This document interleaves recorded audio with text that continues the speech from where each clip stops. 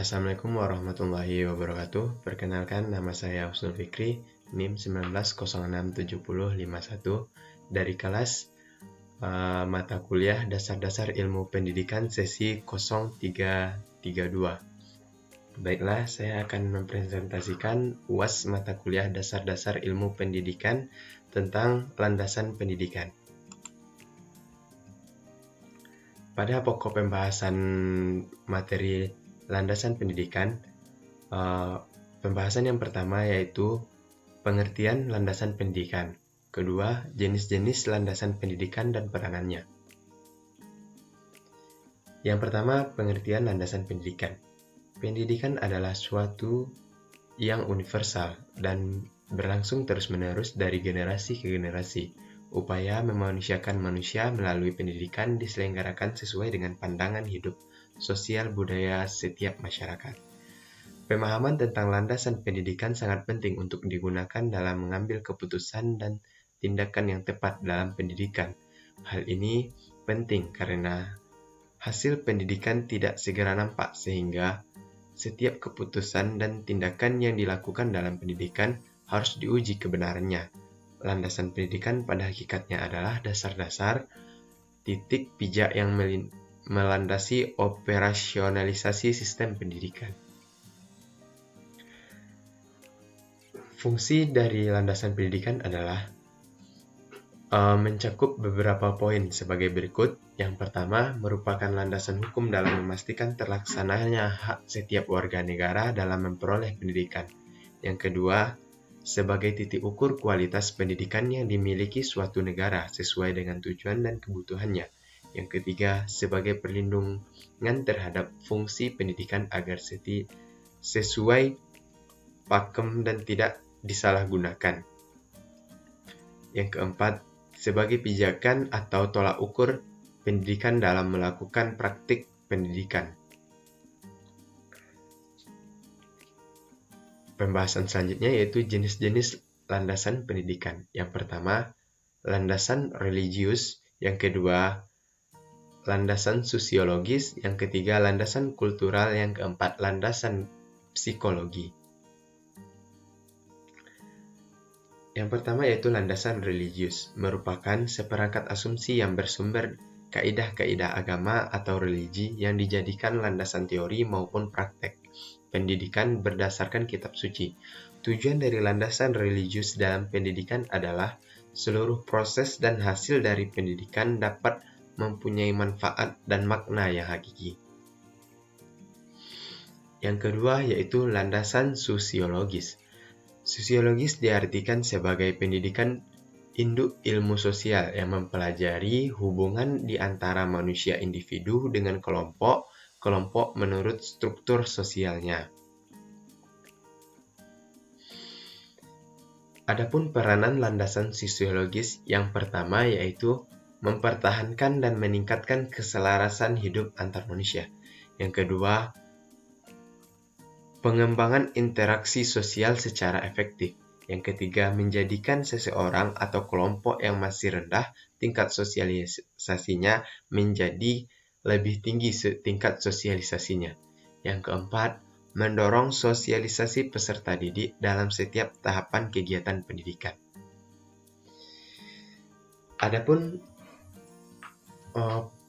pengertian landasan sosiologis menurut para ahli, yang pertama, F.G. Robbins, sosiologi pendidikan adalah sosiologi khusus yang tugasnya menyelidiki struktur dan dinamika proses pendidikan.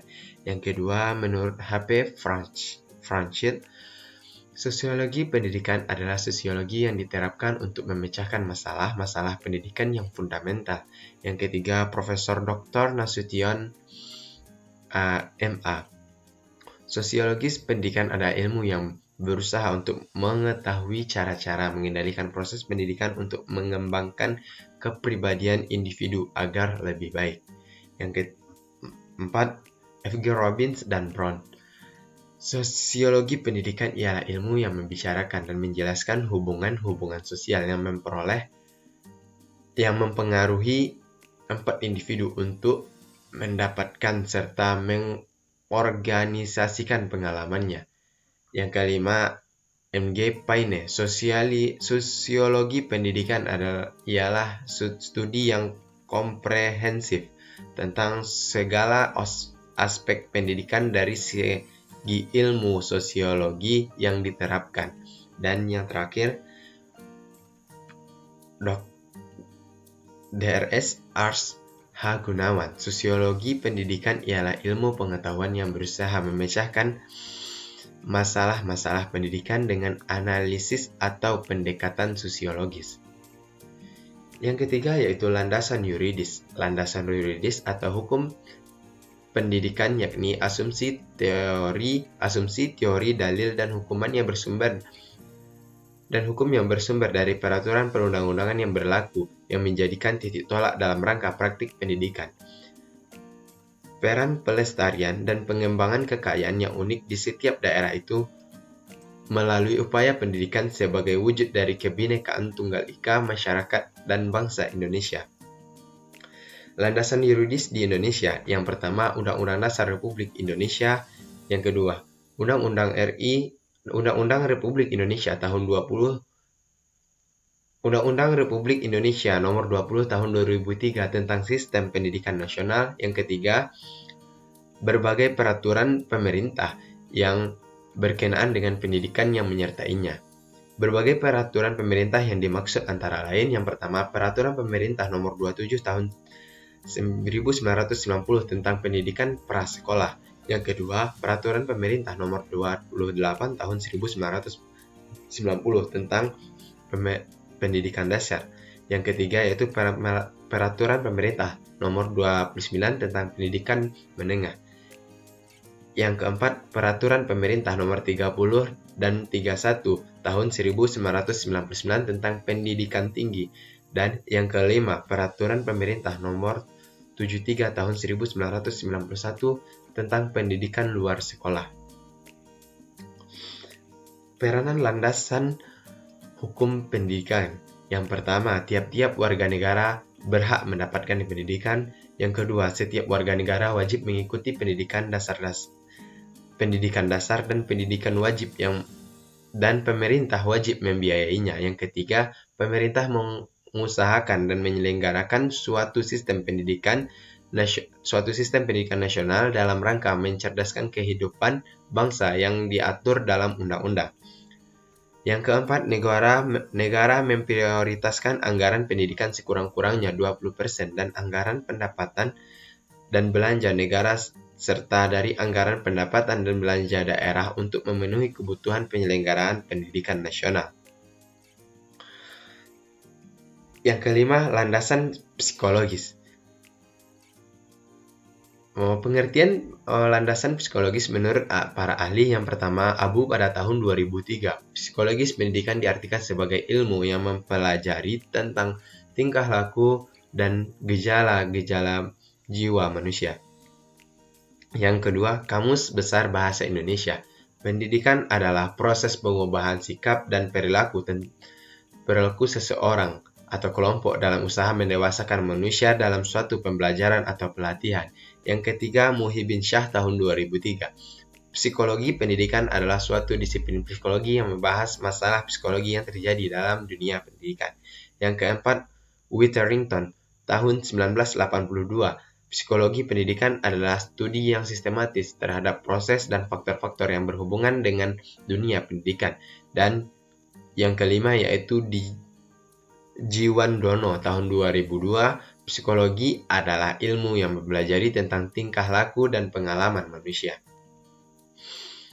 Tujuan dari psikologi pendidikan yaitu psikologi pendidikan bertujuan untuk menerapkan psikologi ke dalam proses yang membawa perubahan tingkah laku, dengan kata lain yang untuk mengajar. Sedangkan arti psikologis pendidikan adalah ilmu yang mempelajari tentang belajar, pertumbuhan, dan kematangan individu serta penerapan ilmu serta penerapan prinsip-prinsip ilmiah terhadap reaksi manusia.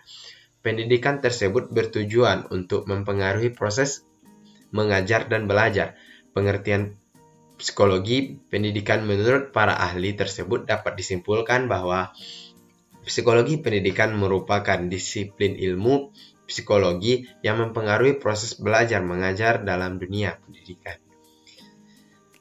Adapun peranan psikologi terhadap pendidikan. Yang pertama, peranan psikologi terhadap kurikulum pendidikan. Yang kedua, peranan psikologi terhadap sistem pendidikan. Dan yang terakhir yaitu peranan psikologi terhadap sistem penilaian. Peran psikologi terhadap kurikulum pendidikan. Secara psikologi, pengembangan diri siswa didasarkan pada kemampuan afektif, kognitif, dan psikomotor. Kemampuan tersebut dapat dilihat dari perkembangan sikap, motivasi, tingkah laku, dan komponen lainnya. Komponen pembelajaran merupakan proses dari input ke output.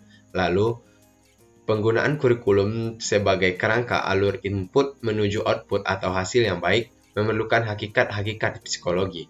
Kurikulum yang saat ini sedang dikembangkan adalah kurikulum berbasis kompetensi. Kompetensi bertujuan untuk mengembangkan kemampuan pada keterampilan, pengetahuan, dan refleksi dalam berpikir dan bertindak. Kebiasaan berpikir dan bertindak dengan refleksi diri yang konsisten memungkinkan terbentuknya suatu individu yang unggul dan kompeten. Peranan psikologi terhadap sistem pembelajaran. Terkait dengan teori-teori psikologi yang berdampak pada seseorang dalam bertingkah laku, psikologi juga mempengaruhi sistem pendidikan pada dunia pendidikan dengan positif. Siswa yang menjadi bersungguh-sungguh belajar ketika respon psikologinya dibimbing oleh pengajar yang baik dan juga proses pemahaman pembelajaran suatu topik menjadi lebih mudah dengan penyelesaian masalah-masalah pembelajaran yang dialami. Keinginan atau hasrat menjadi lebih tinggi dengan pendekatan psikologi dari guru dan interaksi dan komunikasi yang menyenangkan. Dan yang terakhir, peranan psikologi terhadap sistem penilaian. Psikologi juga telah memberikan peranannya dalam sistem penilaian. Misalnya, dengan tes psikologi untuk mengetahui tingkat kecerdasan siswa, tes bakat untuk mengetahui bakat yang potensial terhadap dalam diri siswa sehingga lebih mudah memberikan bimbingan dalam membantu mengembangkan potensi diri siswa. Tes aspek kepribadian juga dapat membantu guru mengenal lebih baik pribadi siswa sehingga bisa memberikan pendekatan yang lebih baik lagi dalam proses pembelajaran. Berbagai tes psikologi tersebut membantu memberikan penilaian terhadap masing-masing siswa untuk mempermudah menjembatani keinginan potensial maupun impian siswa sesuai dengan kemampuan dan bakatnya. Baiklah, hanya itu yang dapat saya jelaskan tentang landasan pendidikan. Terima kasih atas perhatiannya dan mohon maaf atas segala kekurangan. Saya akhiri dengan Assalamualaikum warahmatullahi wabarakatuh.